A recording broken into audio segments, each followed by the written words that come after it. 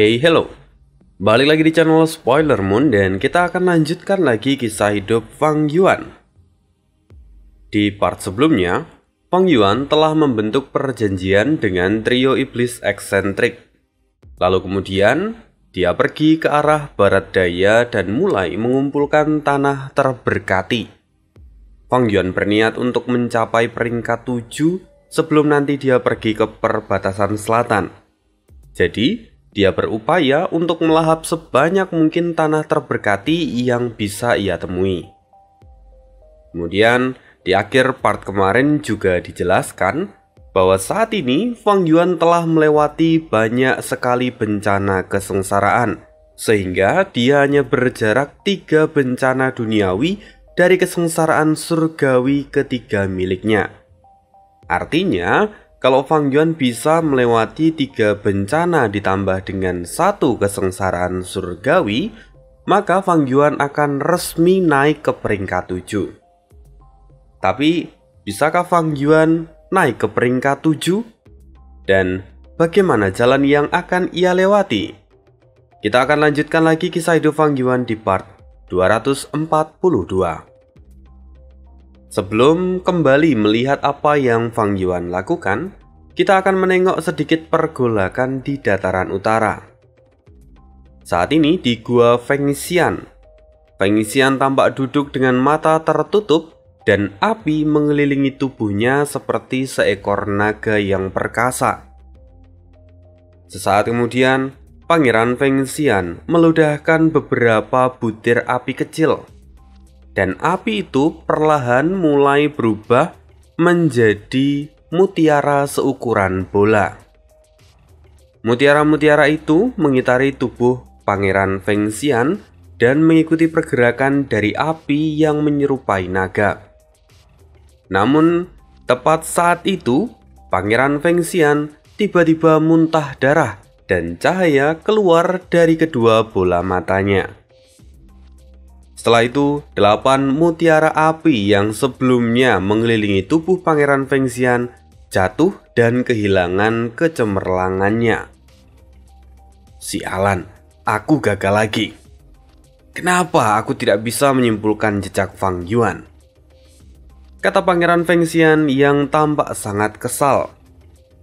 Sekalipun memang Pangeran Feng Xian itu bukanlah ahli dari jalur kebijaksanaan, namun berkat pemahamannya yang luar biasa di jalur api dan juga berkat bantuan yang diberikan 10 sekte kuno, Pangeran Feng Xian berhasil membuat gerakan pembunuh yang efeknya dapat meniru jalur kebijaksanaan. Tapi sayang 1000 sayang, setelah beberapa kali percobaan, rupanya Pangeran Feng Xian masih gagal. Padahal ya, kegagalan ini itu bukannya menunjukkan ketidakkompetenan dari Pangeran Feng Xian. Bukan. Kegagalan ini terjadi karena memang yang dicari Pangeran Feng Xian adalah Fang Yuan. Andai kata Pangeran Feng Xian mencari keberadaan orang lain, mungkin dia bisa menemukan lokasi dari orang itu. Tapi sekali lagi, sayangnya yang ia cari adalah Fang Yuan. Ada beberapa alasan yang membuat Pangeran Feng Xian pada akhirnya gagal di dalam upayanya. Pertama, Fang Yuan itu selalu berada di dalam tanah terberkati ataupun gua surga, yang artinya dia tidak akan bisa diterawang bahkan oleh ahli kebijaksanaan peringkat 8. Kemudian, alasan yang kedua, kalaupun Fang Yuan keluar dari tanah terberkati ataupun gua surga, dia selalu menggunakan gu batas gelap, yang mana saat ini Fang Yuan memiliki sekitar 13.000 tanda dao dari jalur kegelapan. Jelas itu memberikan efek amplifikasi pada kemampuan dari gu batas gelap yang mencapai 14 kali. Sehingga meskipun yang mencari adalah Pangeran Feng Xian, sang ahli peringkat 8, dia tetap tidak akan bisa menemukan Fang Yuan. Jadi sejauh apapun upaya dari Pangeran Feng Xian, itu tidak akan pernah membuahkan hasil.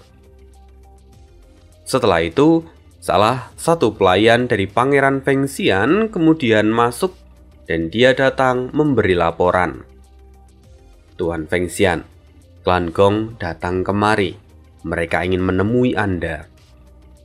Pelayan wanita itu mengenakan pakaian berwarna kuning dengan paras yang cantik. Orang-orang mengenalnya dengan nama Lei Yao.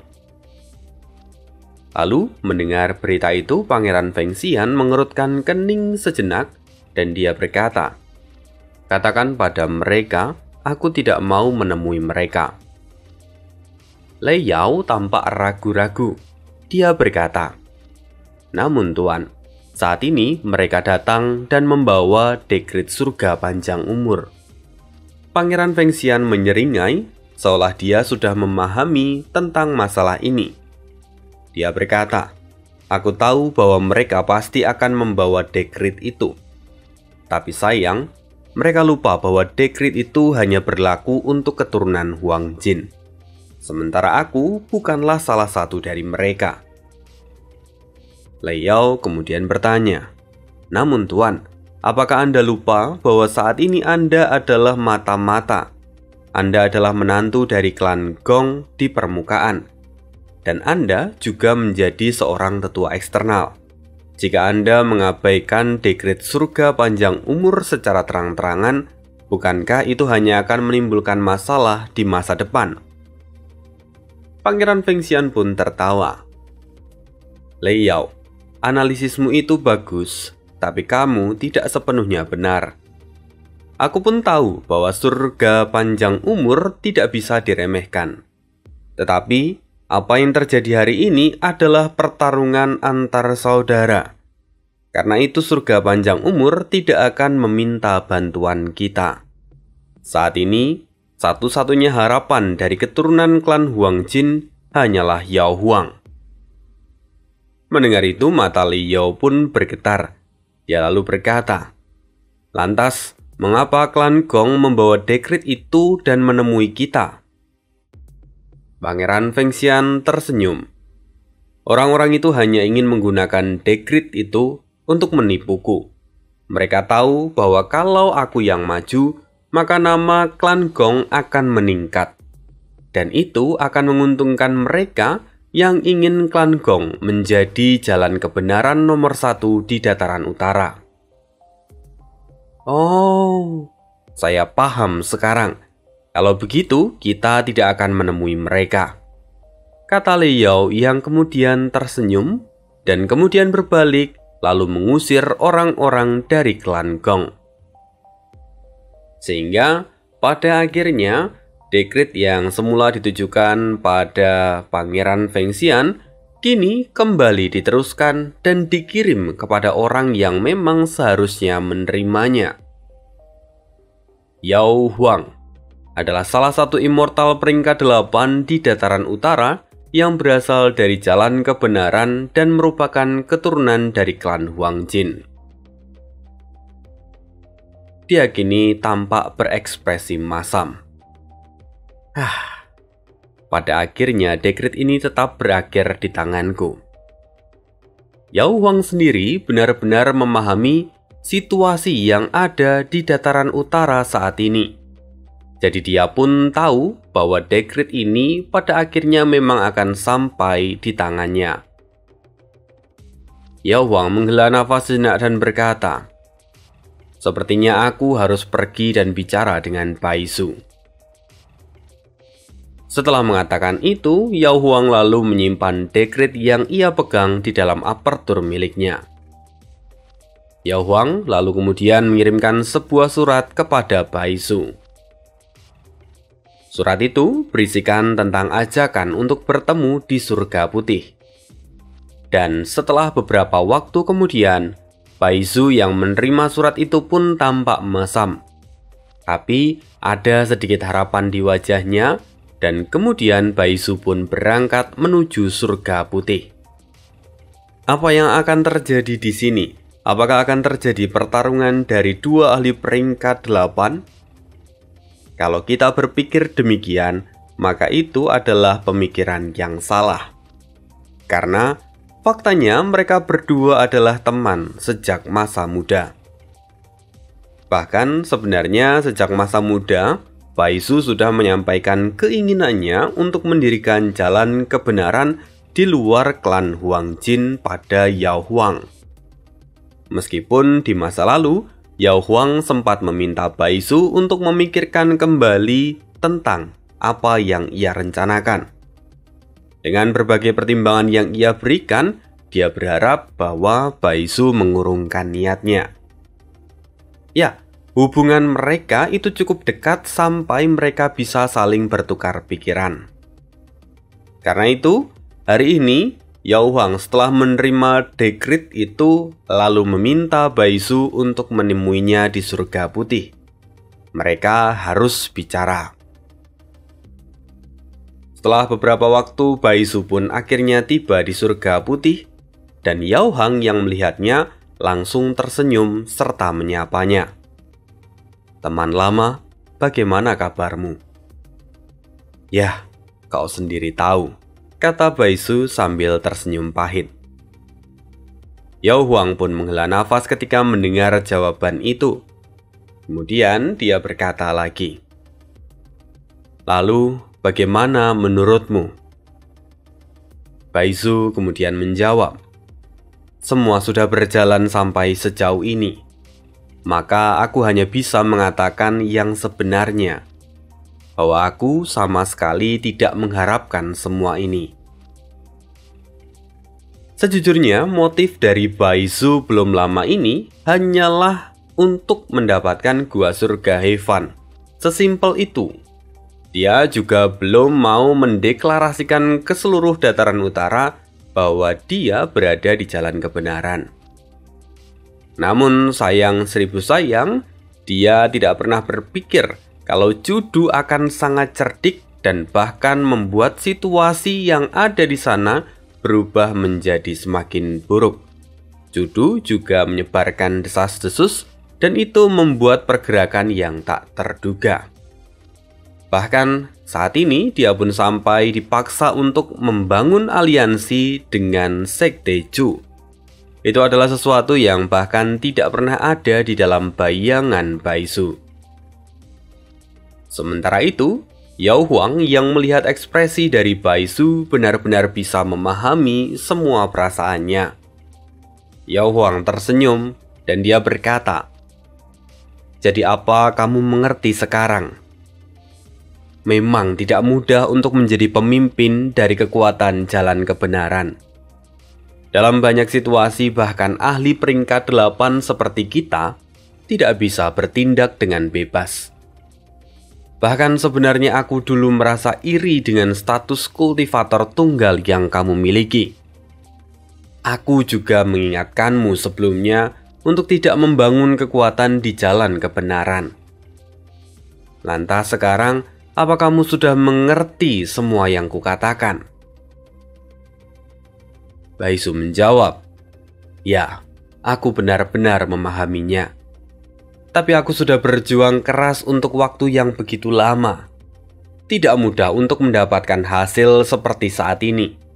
Jadi, aku tidak mau menyerah." Mendengar itu, Yao Huang terdiam sesaat. Sebelum akhirnya dia berkata, "Temanku, aku benar-benar tidak ingin ikut campur di dalam masalah ini. Tapi aku juga tidak bisa menolak dekrit surga panjang umur. Sekarang dekrit itu sudah ada di tanganku." Mendengar pernyataan ini, ekspresi Baisu benar-benar terlihat kompleks. Dia senang karena rupanya Yao Huang masih menganggapnya sebagai seorang teman. Yao Huang juga mengatakan semuanya dengan sangat tulus. Itu benar-benar menyentuh hati dari Baisu. Tapi di saat yang sama, dia pun menjadi sedih. Karena jika seperti ini, kedepannya mereka berdua harus berhadapan. Bahkan mungkin itu akan menjadi pertarungan hidup dan mati. Itu sungguh benar-benar menyedihkan. Memikirkan semua itu, Baisu menghela nafas. Dia mengumpulkan tekadnya, dan pada akhirnya dia berkata, "Aku tidak bisa mundur. Kalau begitu, berarti kita hanya bisa bertarung." Yao Huang pun merasa sedih, tapi dengan segera dia melambaikan tangannya dan berkata, "Aku tahu ini akan terjadi. Tapi bahkan jika kita bertarung, kita tidak bisa menyelesaikan masalah ini secara utuh. Karena itu aku punya ide. Bagaimana kalau kita biarkan saja para junior itu bertarung terlebih dahulu?" Mendengar itu, Baizu merenung sejenak. Itu bukan ide yang buruk. Maka, ayo adakan kompetisi pertarungan, seperti cara dari jalan kebenaran. Yao Huang tersenyum. "Senang mendengarmu mengerti maksudku. Kalau begitu, bagaimana kalau lokasinya di dataran darah?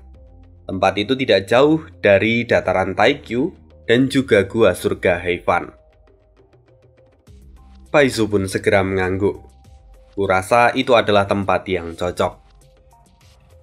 Lalu mereka berdua melanjutkan perbincangan dan membahas tentang beberapa detail-detail penting dan juga kapan pelaksanaan dari kompetisi ini. Setelah selesai, mereka baru meninggalkan Surga Putih dan membagikan informasi ini pada semua orang agar mereka pun bersiap. Dan karena hal itu, kini kedua belah pihak mulai mengumpulkan kekuatan. Para keturunan Huang Jin tinggal memilih kontestan dengan hati-hati. Sementara Baizu dan juga Judu, mereka mulai merekrut para ahli dari jalan iblis. Sementara itu, kita akan beralih ke benua tengah. Xilei sekarang sedang duduk sambil minum anggur bersama dengan Yan Feng. Kemudian, tidak lama setelah itu, sebuah surat datang ke Xilei. Setelah membaca isi surat itu, ekspresi Xilei dibuat berubah. "Aku tidak menyangka bahwa para immortal dataran utara adalah para orang-orang maniak dalam pertempuran. Padahal belum lama ini klan Hei sudah dihancurkan, dan sekarang mereka sudah mau bertarung lagi dalam skala yang jauh lebih besar. Seluruh keturunan klan Huang Jin melawan aliansi Sekte Chu dan juga klan Baizu. Ini benar-benar dua kubu dengan kekuatan yang sangat mengerikan." Yan Feng yang mendengar apa yang dikatakan oleh Xilei, dia sedikit mengerutkan keningnya dan bertanya, "Sekte Chu, aku belum pernah mendengarnya." Xilei lalu menjawab, "Wajar, karena memang Sekte Chu baru saja dibangun, dan yang mendirikannya adalah Judu." "Oh, orang yang dikenal sebagai dominator immortal itu, Judu, aku tahu tentang dia." Xilei pun mengangguk. Benar, dialah yang membangun Sekte Chu. Kekuatannya juga tidak bisa dianggap remeh, dan kini sebenarnya adalah pertunjukan yang layak untuk ditonton. Sayang sekali aku tidak ada di dataran utara saat ini, kata Xilei dengan ekspresi yang agak kecewa. Xilei terbatuk saat dia membaca pesan berikutnya. "Kita harus menyerang tanah terberkati bentuk bintang." "Hah? Kenapa? Bukankah pengadilan surgawi sendiri sudah mengkonfirmasi bahwa Fang Yuan tidak akan datang?" tanya Yang Feng dengan keheranan. Xilei menjelaskan bahwa baru-baru ini Peri Ziwei mendapatkan gambaran. Dalam gambaran itu dikatakan bahwa tanah terberkati bentuk bintang mungkin akan menjadi batu pijakan untuk Fang Yuan di masa depan. Karena itu, mereka lebih baik menghancurkan tanah terberkati bentuk bintang. Dan karena perintah sudah dibuat, pada akhirnya mereka berdua pun bergerak dan menyerang tanah terberkati bentuk bintang. Sementara itu, di Sekte Afinitas Roh, "Kakak senior, Kamu sungguh luar biasa. Kamu bahkan bisa memperbaiki gu jenis ini, kata Qin Juan yang memegang sebuah gu di kedua tangannya. Itu adalah hal sederhana, kata seorang wanita yang tidak lain adalah Feng Jinhuang. Bagi Feng Jinhuang, menyempurnakan gu itu memang adalah hal yang sederhana. Terlebih setelah dia menjelajahi alam mimpi dan mendapatkan pencapaian yang tinggi dari jalur penyempurnaan. Setelah itu, tiba-tiba seorang gadis berlari dengan panik. Kakak senior! Kakak senior! Qin Jun yang melihat gadis itu memarahinya. Sun Yao, kau adalah murid elit dari Sekte Afinitas Roh. Bagaimana kau bisa terlihat begitu tidak elegan? Mana martabatmu? Sementara Feng Jinhuang, dia tampak tersenyum dan kemudian bertanya, kenapa Sun Yao? Kenapa kau begitu panik? Sun Yao lalu menarik nafas dalam-dalam dan kemudian berkata, kakak senior, di depan Zhao Lianyun datang untuk menemuimu. Apa? Zhao Lianyun? Apa yang dia inginkan dengan datang kemari?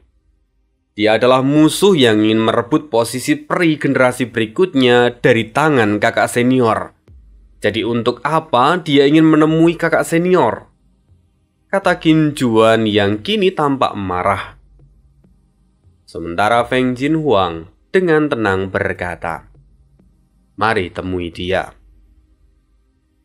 Segera ketiga orang gadis itu pun meninggalkan ruangan dan menemui Zhao Lianyun di halaman. Kini Zhao Lianyun berdiri di dekat danau dan menunggu Feng Jinhuang. Penampilannya terlihat jauh lebih dewasa daripada saat dia masih bersama Ma Hongyun dulu. Dia kini tumbuh dengan sangat baik dan menjadi gadis yang cantik. Bahkan kecantikannya berada di level yang sama dengan Feng Jinhuang. Feng Jinhuang menyapa, saudari Zhao, ada urusan apa kamu menemuiku? Zhao Lianyun tampak ragu-ragu untuk sejenak, tapi kemudian dia mengumpulkan tekadnya. Zhao Lianyun langsung berlutut. Dan hal itu tentu membuat ketiga gadis ini terkejut.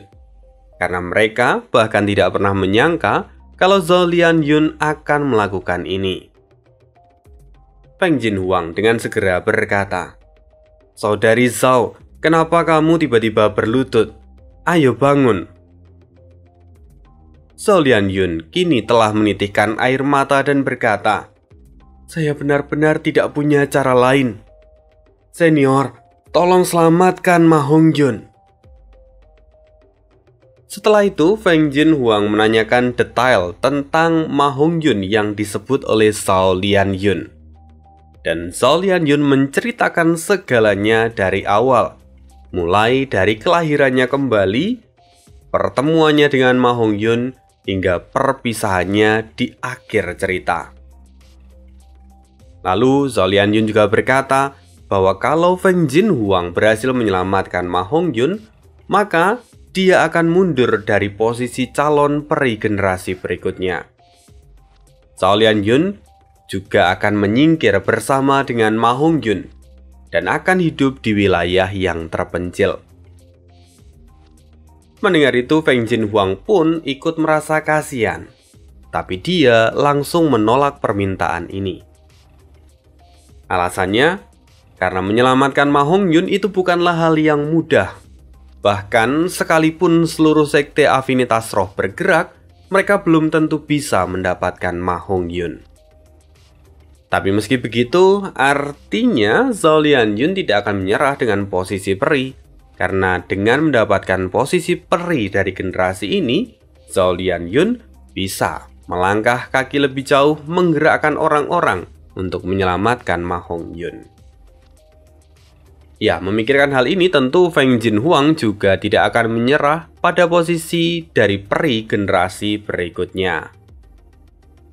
Kemudian, karena penolakan dari Feng Jinhuang ini, Zhao Lianyun kini memutuskan untuk terus berlutut di sana dan tidak bergerak sedikit pun dari posisi awalnya.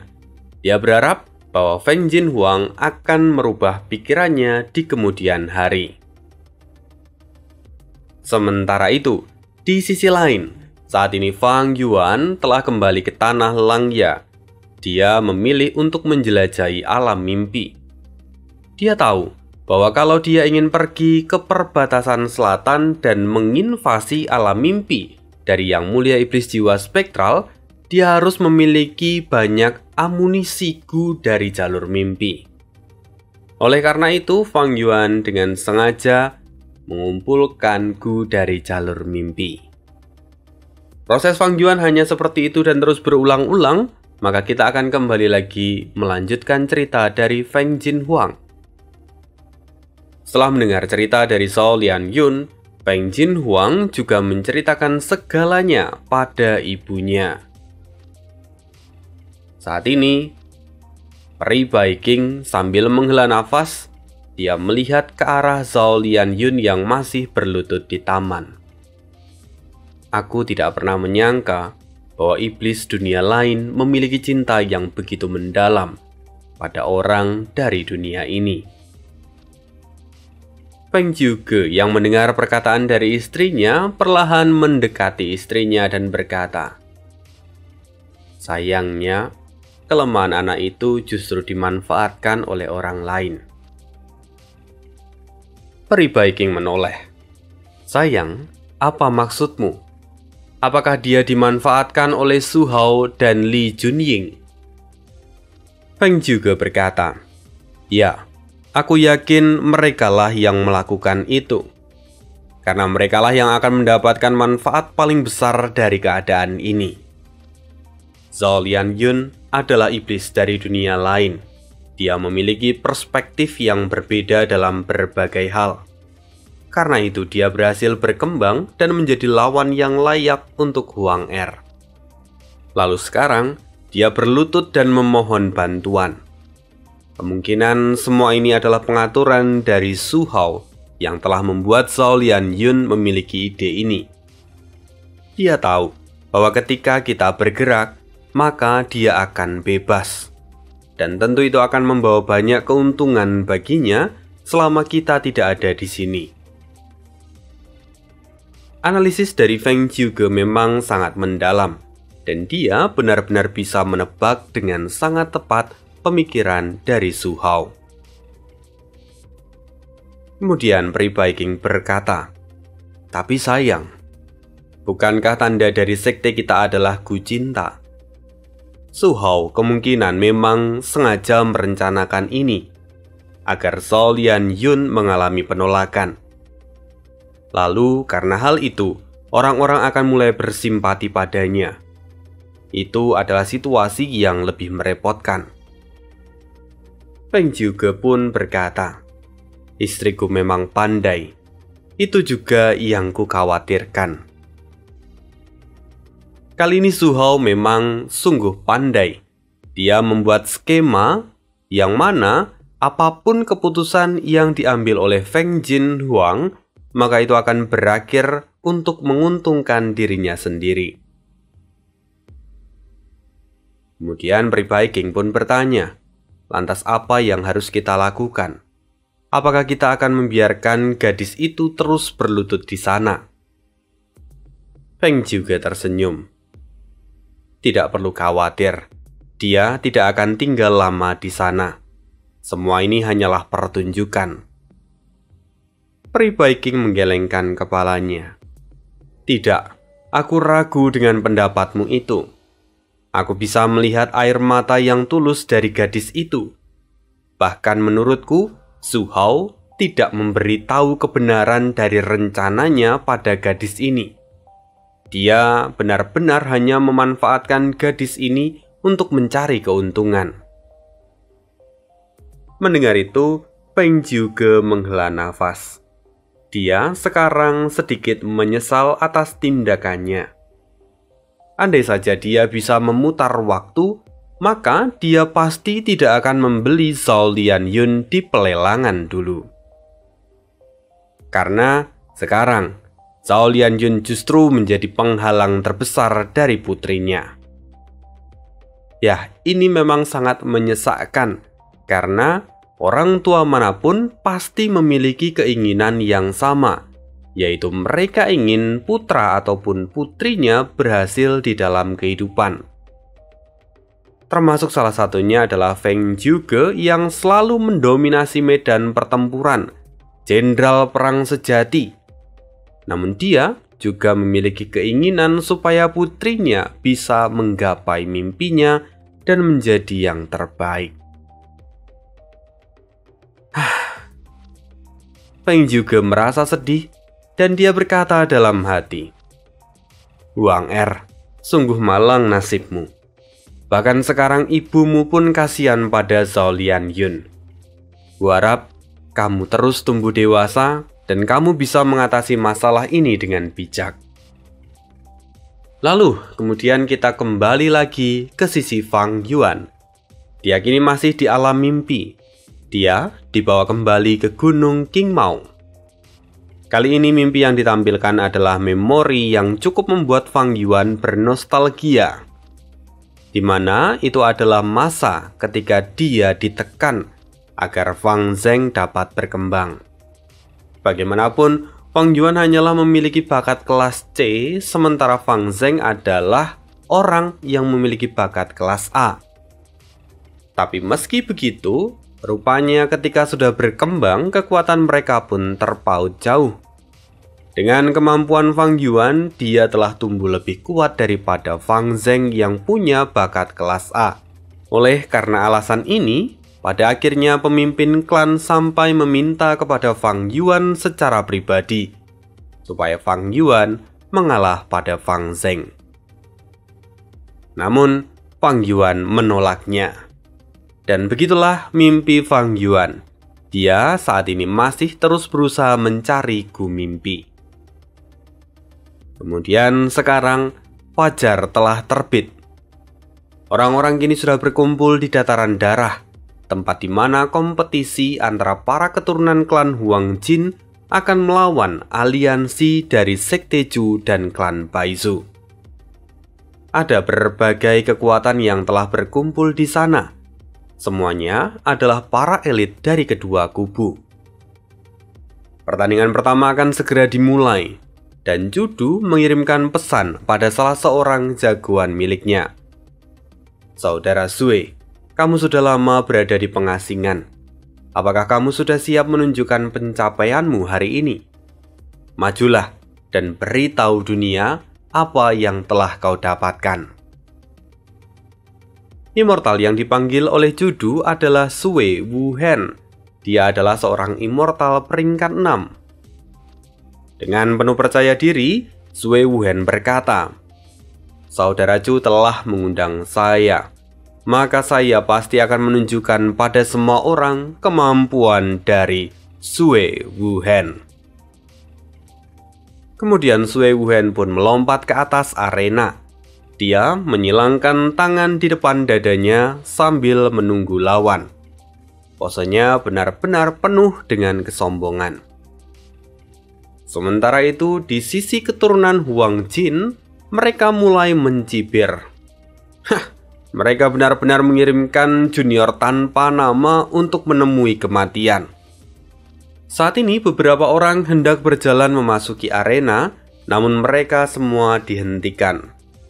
Lawan hanyalah ahli peringkat 6 dan tidak baik untuk membulinya. Kemudian Gong Wan Ting, dia bertanya, siapa yang akan mengambil kehormatan untuk maju dan memulai pertandingan pertama ini?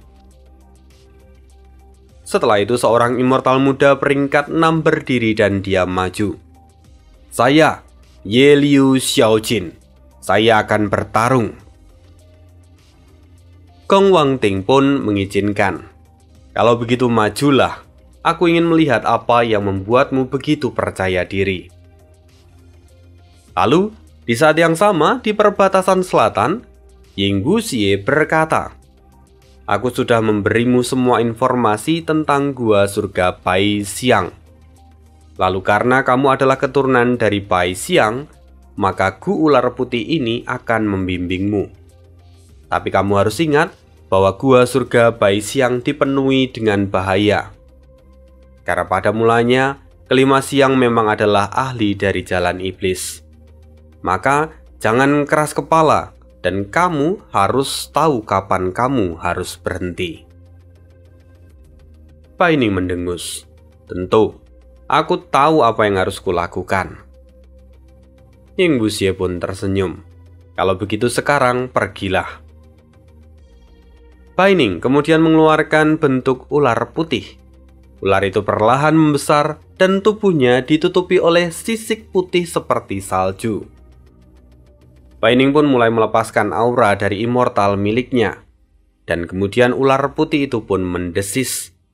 Dia kemudian membawa Bai Ning terbang menuju langit. Merasakan situasi ini, Bai Ning kembali teringat akan masa lalunya. Saat dia masih muda, pemimpin klan Bai mengatakan bahwa ular putih akan membawa terbang seseorang yang memenuhi syarat. Dan sekarang Bai Ning akhirnya sadar bahwa rupanya syarat yang dimaksud oleh pemimpin klannya ketika itu adalah menjadi seorang immortal. Sekarang semuanya menjadi lebih menarik, kata Bai Ning sambil menyeringai. Kemudian kita kembali ke tanah Langya. Di sana Fang Yuan baru saja bangun dan dia baru mendapatkan Gu mimpi di tingkat fana. Fang Yuan berdiam sejenak. Saat ini kompetisi pertempuran berdarah seharusnya sudah dimulai. Aku harus berpartisipasi beberapa kali dan membunuh beberapa immortal untuk mendapatkan apertur abadi mereka. Dengan begitu, maka aku bisa mencapai peringkat 7. Tapi, saat ini belum saatnya untuk Fang Yuan bergerak. Karena itu, Fang Yuan lebih memilih untuk mengumpulkan Gu dari jalur mimpi. Dan setelah mengatakan itu, Fang Yuan pun kembali memasuki alam mimpi. Kembali ke pertarungan di dataran darah. Junior, ambil langkah ini, teriak Liu Hui. Auranya meledak dan sangat mengerikan. Dia melepaskan bilah bulan sabit dengan ukuran beberapa meter yang kemudian menyerbu ke depan. Orang tua, kau sudah terlalu tua. Lebih baik kau beristirahat di rumah. Tapi karena kau datang menantangku, maka temuilah kematianmu, kata Sui Wuhen. Kemudian gelombang salju membumbung tinggi ke udara dan melahap bilah bulan sabit, kemudian menghantam Liu Hui sehingga dia membeku seperti patung es. Sesaat kemudian patung es Liu Hui pun mulai retak dan kemudian hancur berkeping-keping. Semua orang dari sisi keturunan klan Huang Jin terdiam. Kembali, Sui Wuhen memenangkan pertarungan ini. Ini sudah yang ketiga kalinya Sui Wuhen memenangkan pertarungan ini. Siapa orang gila ini? Namanya tidak pernah terdengar dan sekarang dia berhasil mengalahkan 3 orang berturut-turut. Bahkan tetua Liu Hui yang berada di puncak peringkat 7 pun menjadi salah satu korbannya, kata salah seorang petinggi dari sisi keturunan klan Huang Jin. Di kejauhan terdengar, "Bibi, biarkan aku pergi bertarung sekarang." Orang yang mengatakan itu adalah Nian Er Pingxi, seorang pemuda tampan dari klan Nian Er yang memiliki julukan anak pedang. Dia hanyalah seorang Master Gu peringkat 6, tapi semangat bertarungnya sungguh luar biasa. Namun sayangnya, Nian Er Yifang langsung menggelengkan kepala dan berkata, orang ini telah memenangkan 3 pertarungan berturut-turut, di mana itu berarti kondisinya tidak dalam keadaan prima. Ini mungkin menjadi peluang, dan kalau kamu membunuhnya, itu akan menjadi prestasi yang besar. Namun, sebaliknya jika kamu tidak bisa membunuhnya, itu hanya akan menghancurkan namamu sendiri. Selain itu, aku tahu bahwa Judu bukanlah orang bodoh. Dia tahu kondisi dari Sui Wuhen, dan dia pasti akan menarik Sui Wuhen di ronde berikutnya. Dan seperti yang diperhitungkan oleh Nian Er Yifang, Judu pun menarik Sui Wuhen kembali. Nah, sekarang karena dia sudah tidak bertarung, maka biarkan aku naik panggung. Mereka sudah menang 3 kali, maka setidaknya kita harus mendapatkan walau hanya 1 kemenangan, kata Nian Er Pingzi. Nian Er Yifang akhirnya menyerah. Baiklah, kalau begitu, pergilah dan ukir namamu sendiri. Mendengar itu tanpa basa-basi, Nian Er Pingzi melompat ke arena dan berseru dengan sombong. Kemarilah, siapapun yang sudah bosan hidup. Judu menghela nafas. Dia sudah mendengar rumor tentang Nian Er Pingzi. Jadi dia juga tidak akan bertindak gegabah. Anak muda saat ini memang jauh lebih ganas daripada yang lain, gumam Judu. Saudara Ju, biarkan aku yang menangani anak ini, kata Sui Wuhen. Dia masih ingin meminta untuk bertarung lagi. Tapi Judu menggelengkan kepalanya dan berkata, "Tidak, kamu beristirahatlah. Aku sudah membuat pengaturan untuk melawan anak ini." Kemudian, Judu bicara pada immortal yang ada di belakangnya. "Nenek Yin, aku akan merepotkanmu kali ini." Seorang nenek tua yang memegang tongkat di belakang Judu tampak menyeringai. Dia perlahan membuka matanya. "Tidak perlu merisaukannya," kata nenek itu, dan kemudian dia lompat ke arena pertarungan. "Anak muda, kau begitu bersemangat. Biarkan nenek tua ini mencintaimu dengan lembut," kata nenek Yin sambil menatap Nian Er Pingzi dengan tatapan yang tidak senonoh. Sementara itu, melihat kemunculan nenek Yin, semua orang dari garis keturunan Huang Jin pun terkejut. Dia adalah iblis peringkat 7 nenek Yin. Sialan memang Judu, dia tidak tahu malu.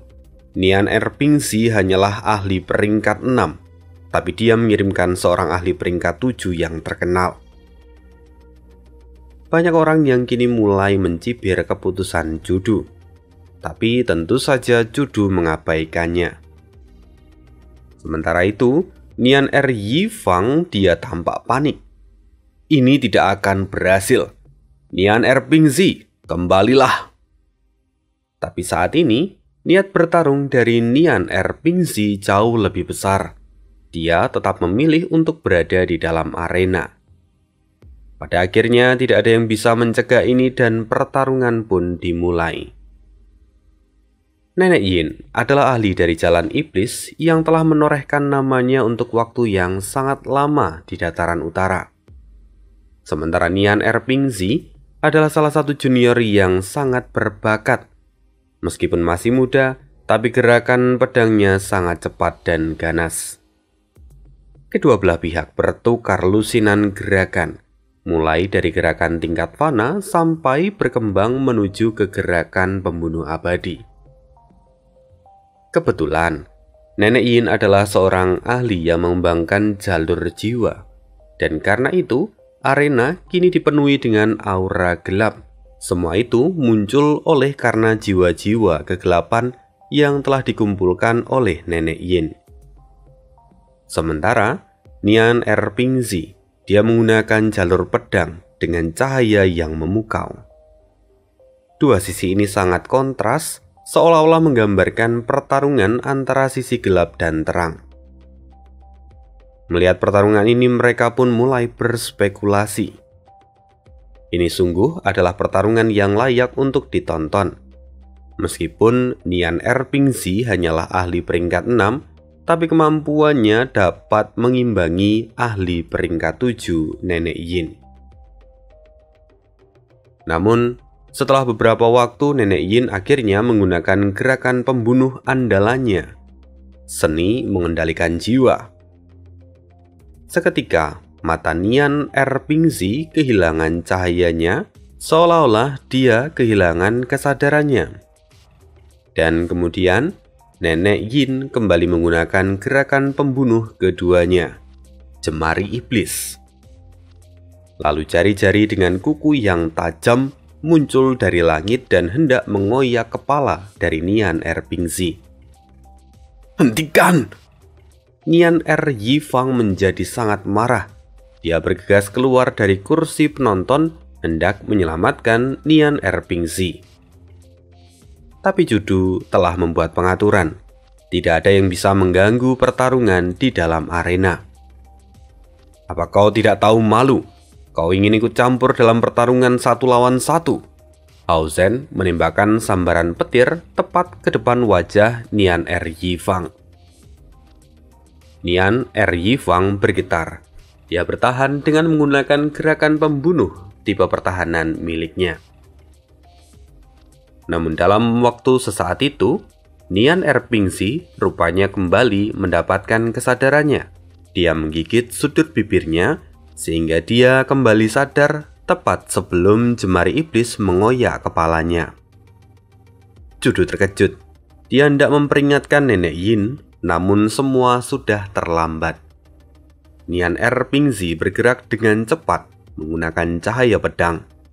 Dalam satu gerakan, satu tebasan melayang dan memotong kepala Nenek Yin. Nenek Yin merasakan kengerian dari serangan itu, dan tanpa ia sadari, pemandangan di bola matanya kini telah berubah.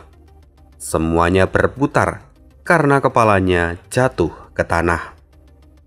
Nenek Yin mati dalam sekejap, dan semua orang pun terkejut. Ini adalah gerakan yang brilian dari Nian Erpingzi. Dia hanya ahli peringkat 6, tapi dia berhasil membunuh ahli peringkat 7 yang telah menorehkan namanya sejak lama. Melihat itu tentu saja, Nian Yifang tampak sangat lega. Lalu dia segera berseru, "Nian Erpingzi, kembalilah. Kau sudah melakukan tugasmu dengan baik." Sementara itu, Judu merasakan tekanan yang besar.